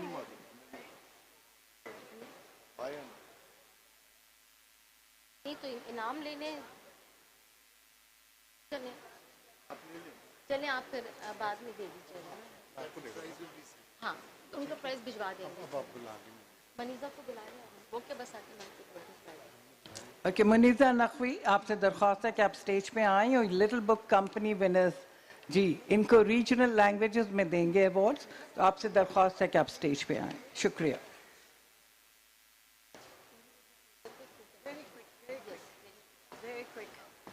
चलें जी, जल्दी जल्दी। मैं इतना तो ज़रूर कहूँगी कि द लिटिल बुक कंपनी जो है वो पाकिस्तान की पहली ई बुक कंपनी है। It's the first digital platform और ये हमारा तीसरा साल है कि हम पश्तो, सिंधी, बलोची और पंजाबी की लिटरेचर को अवार्ड्स दे रहे हैं। अब आप मुझे माफ़ कीजिएगा अगर मेरे तलफ़ुज़ में गलती हो जाए, लेकिन शुरू हम कर रहे हैं बेस्ट बलोची जो शायरी की किताब है इस साल की, उसका नाम है इश्का रुलेगा गुनिया। ये हमीद लगारी साहब ने लिखी है और ये अवार्ड उनके लिए वहीद नूर साहब लेंगे।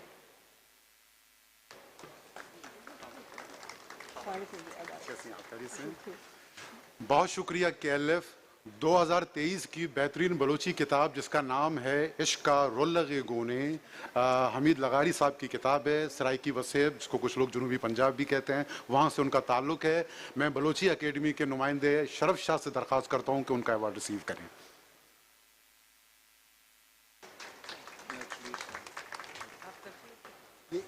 यहाँ पे इधर आ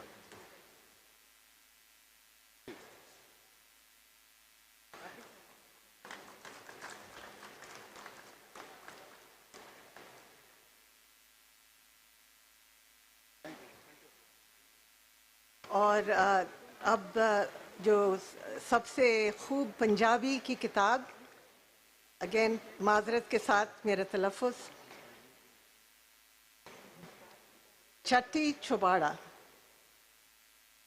मुदस्सर बशीर की ये किताब है और ये अवार्ड ले रहे हैं मुताहिर अहमद खान। छठी छुबाड़ा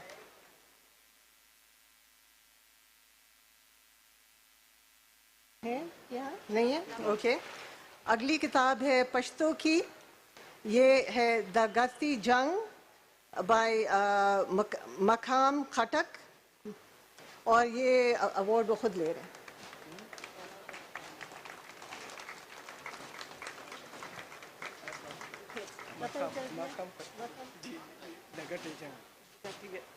द गटी जंग।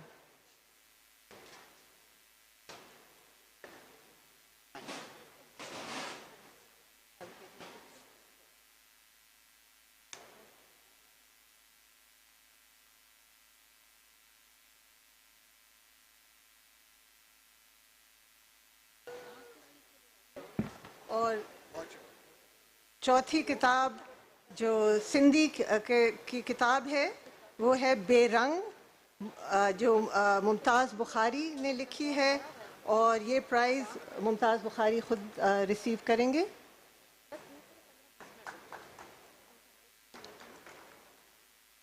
इधर हैं मुमताज़ बुखारी साहब।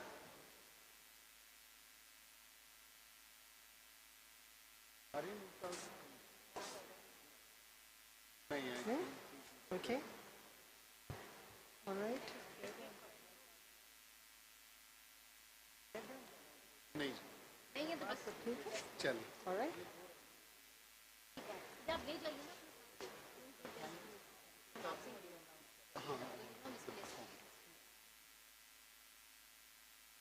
बहुत शुक्रिया. Thank you very much for being with us and enlightening comments and remarks that you have been giving. We're really honored, gentlemen and ladies, for being with us. And now, with this, we come to an end of this session, but there'll be a performance by Nigat Chaudhary on Fazimat Faiz, Hum Dekhenge and Bahar Aayi. So let's wait, and let's wait for this great dance. Thank you.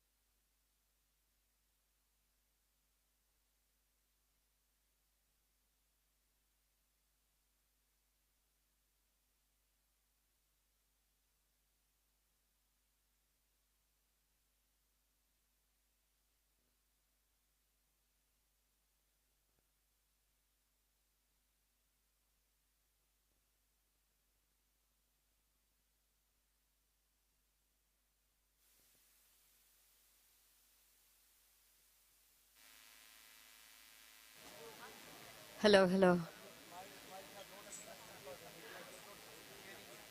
Okay, ladies and gentlemen, I thought it would be very nice for me to come on while they do all this changing of the stage. Thoda sa, since we have foreign delegates among us, I thought it would be nice to talk a little bit about my piece that I'm going to do. The style I do is Kathak, classical Kathak.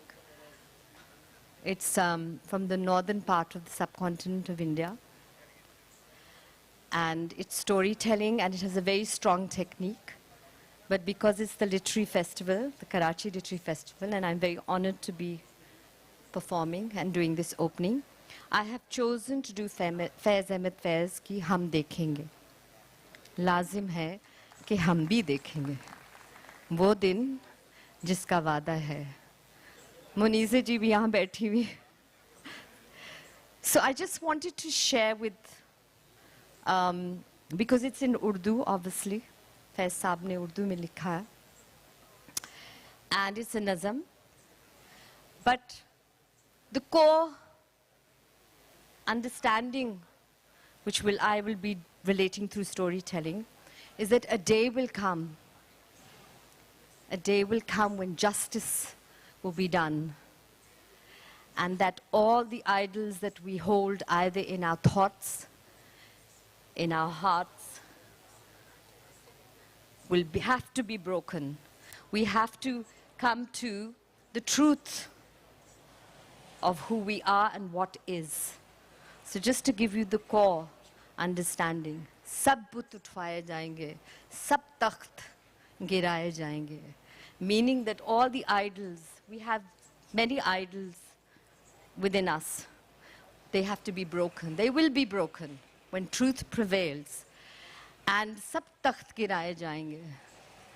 So the thrones upon which certain people sit and have not earned it, they will be taken off from their thrones, and those will be seated who hold the truth, and the truth prevails within them. So it's a very powerful nazam, and I chose to open with this. I think we're ready to go now.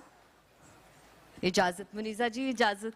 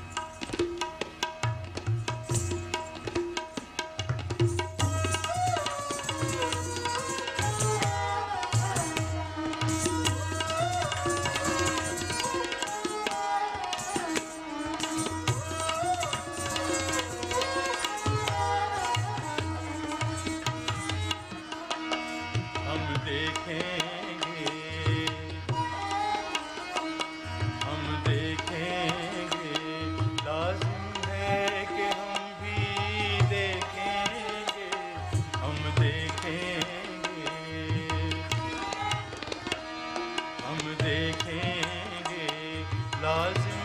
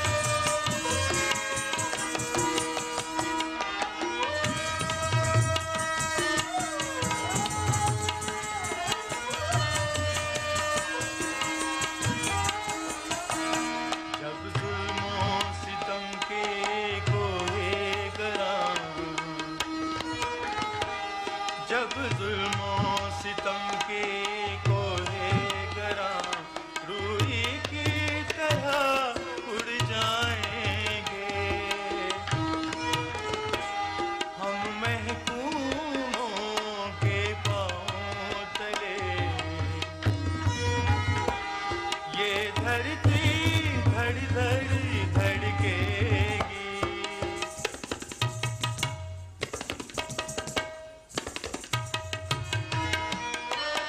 और अहले हकम के sir पर जब बिजली कड़कड़ी कड़केगी।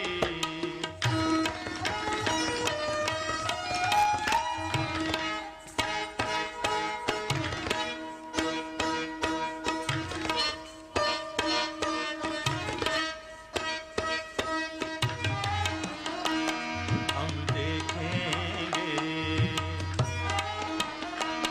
हम देखेंगे, लाजिम है कि हम भी देखेंगे, हम देखेंगे।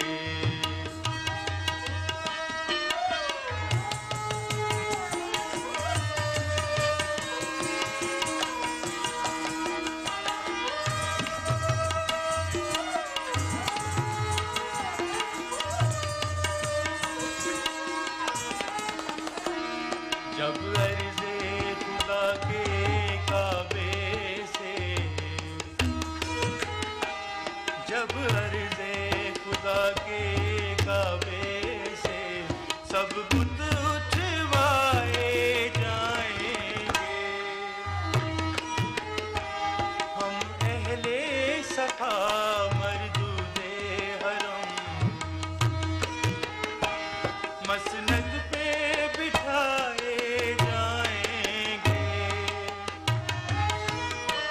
सब ताज उछाले जाएंगे,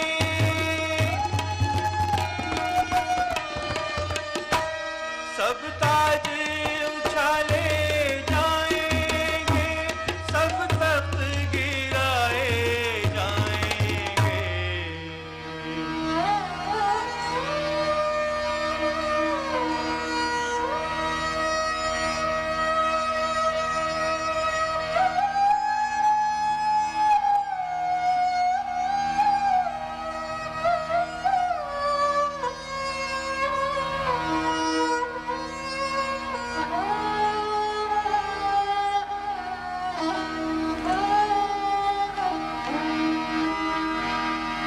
बस नाम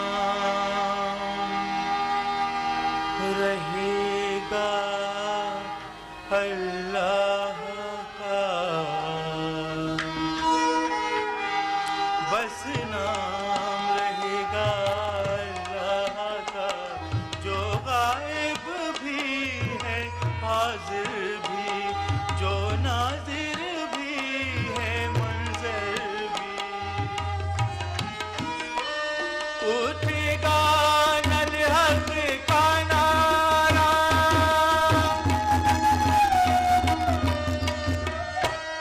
उठेगा नल हक का नारा, जो मैं भी हूँ और तुम भी हो, और राज करेगी खल्क़े खुदा, जो मैं भी हूँ और तुम भी हो। हम देखेंगे,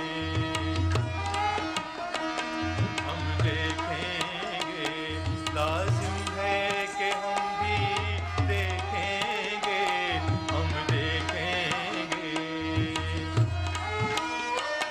वो दिल के जिसका वादा है हम देखेंगे, वो दिल के जिसका वादा है हम देखेंगे। जो लोहे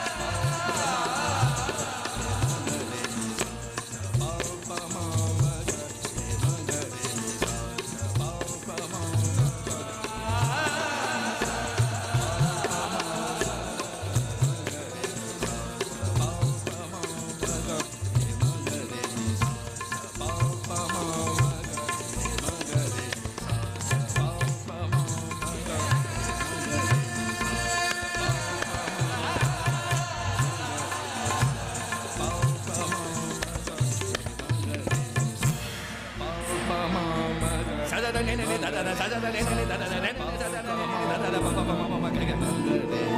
da